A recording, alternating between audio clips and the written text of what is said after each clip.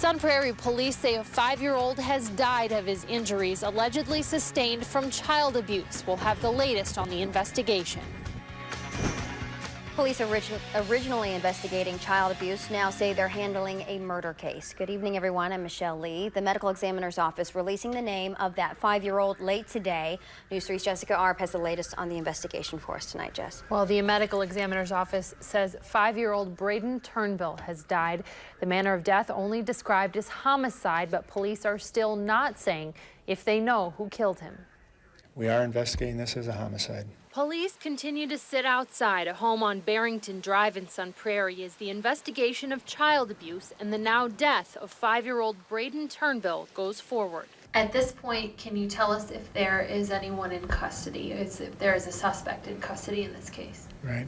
At this point, we can't reveal those details. Sun Prairie Police Assistant Chief Scott Faust says the community is not in any danger, but he will not say if anyone living in the Sun Prairie home are suspects in the investigation, if the boy is related to the homeowners, or whether there is a person of interest in the case. Can you tell us why it would compromise the investigation for others to know that?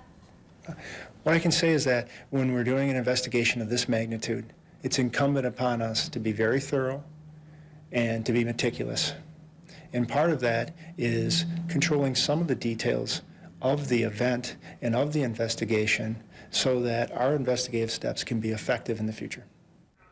Dane County Human Services has filed an egregious incident report in the death to the state. That is followed up by a mandatory investigation into how County Child Protective Services handled this case. The state and county had no further comment on that matter tonight. Okay, it's been hard to get answers today, but do we know if the medical examiner has given us an official cause of death at least? Well, at this point, all they've said is the manner of death is homicide, but says that additional physical examination will continue next week, and we may get more information on the exact cause of death. All right, something we'll be following. Thank you, Jessica.